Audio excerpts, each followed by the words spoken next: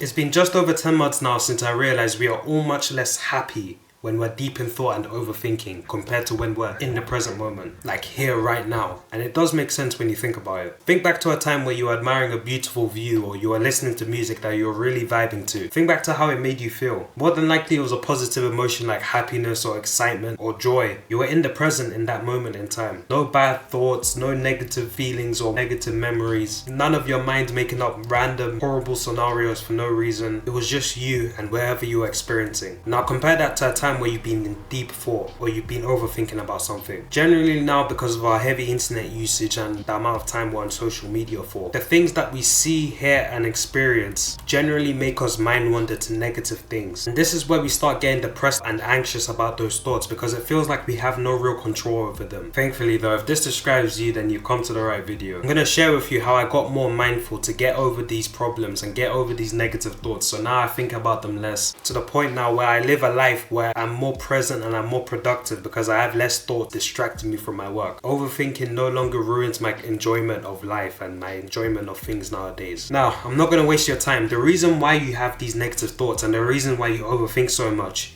is because of your mindlessness, specifically your lack of mindfulness. Because when you lack in mindfulness, you lack the realization that you're actually having these negative thoughts. Now, in preparation for this video, I came up with a 4-step process that you can follow now to become more mindful and reduce stressful and negative thoughts. Number 1, you have the negative or stressful thought that you're overthinking about. Number 2 is realizing you have that negative or stressful thought, and the fact that you're overthinking about it, you realize that's happening. Number 3 is understanding it and accepting it. Journaling generally helps with this. And number 4 is just returning to the present moment, returning to whatever you're doing before you got distracted by that negative or stressful thought. I understand that not all problems are as menial as that, and we generally have problems that happen. Me and you both know that, oh, you know, this time I knocked somebody over in an accident. We have way bigger problems than that sometimes. Sometimes it's problems with other people. Sometimes we're dealing with some very intense anxiety or depression. And it's not just something you can just like, oh yeah, let me just think about back to what I was doing. And for that, I'll say the 3rd step is really helpful in terms of journaling it down on paper, especially on paper, not just like on some document on like Word or something. Actually writing down your thoughts and feelings about said problem that's stressing you out, like generally stressing you out. It's the same effect as talking to somebody about it. Sometimes your mind starts generating how to solve the problem as well, especially as guides.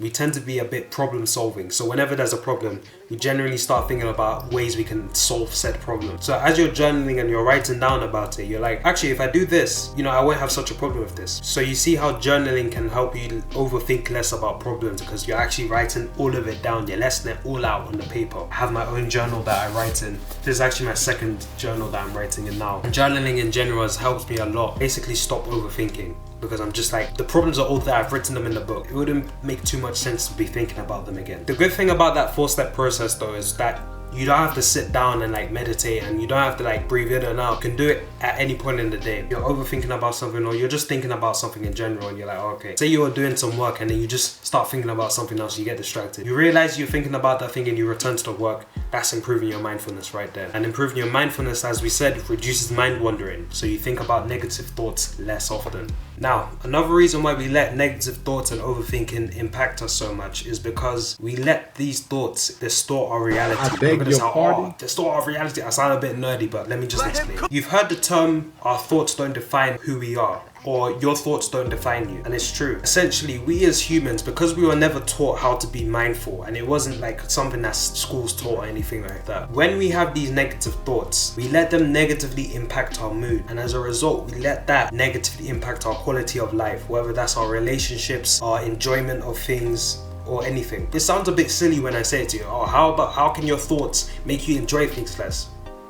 But you probably suffer from it. You literally think about someone that made you angry and you get angry right now. That seems silly when I'm saying it to you, but it's really what goes through our mind. As an example I can use for myself, I think of my dad. Him passing away is really depressing and it really made me sad. But I can look back on it now. Instead of feeling sad, I'm more mindful of that. I feel more grateful for when he was alive. I feel gratitude for his impact on me and how he raised me, instead of feeling sad that he's no longer here, because that's just what happened. He passed away. There's nothing I can do about that.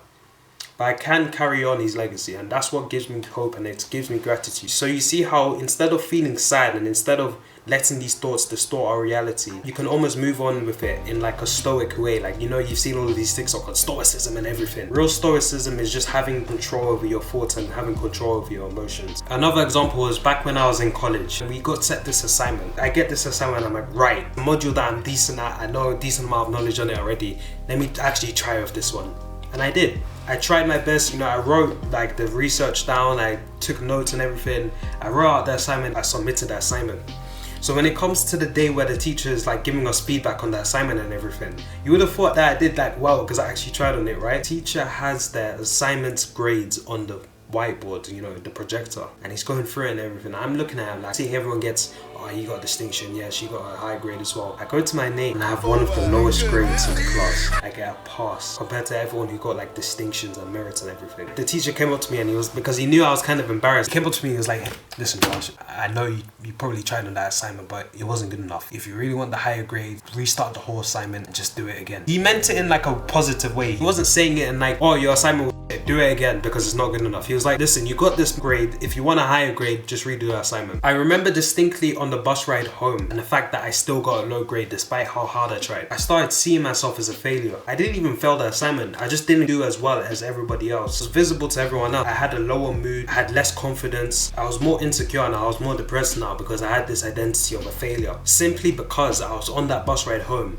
and I was thinking of the fact that I tried my best but I still didn't do good. It wasn't until a couple months ago when I realized that our thoughts don't define us. Just because I was thinking on that bus ride that I tried my best and I didn't do good, it doesn't mean I'm a failure. That thought doesn't define me as a failure. If I had realized I had that thought, instead of feeling sorry for myself and beginning to get depressed, I could have had a more mindful approach where I was like, okay, I feel bad because I didn't get the grade I wanted on this assignment. Where can I learn from so I can move on to the next assignment? Because I wasn't going to do that assignment again, bro. You crazy. And I know my teacher, shout out, he was actually based. He had like his own business and everything. He was a proper entrepreneur. Like he was rolling out of college every day in like a BMW. If he comes across this video, he's gonna be like, I tried to show him. Like, no Drake, bro. He's gonna be like, I told you, see where you went wrong and just move on with the next assignment. But the crazy thing is that whole belief could have been stopped had I just been more mindful of the fact that I was having that negative thought on the bus that day. If our thoughts don't define us, what does actually define us? What defines us is who we are as a person. Who are the people who love us? Who are the people that we love? What are our values? And what are the things that we believe in? That's what defines us. That's what makes us who we are, not our thoughts. Thoughts are just things that come and go. Those things are things that, you know, make us up. Those things don't change. Thoughts change. Thoughts are fickle. So don't let them define you. Don't let them ruin your mood. Be mindful of the fact that you're having the thought and just move on with your day with it. And if it's a really bad thought that's stressing you out and it's disturbing you, tell someone about it, or at least you just journal it down. Figure out a way to solve this problem, and if you can't,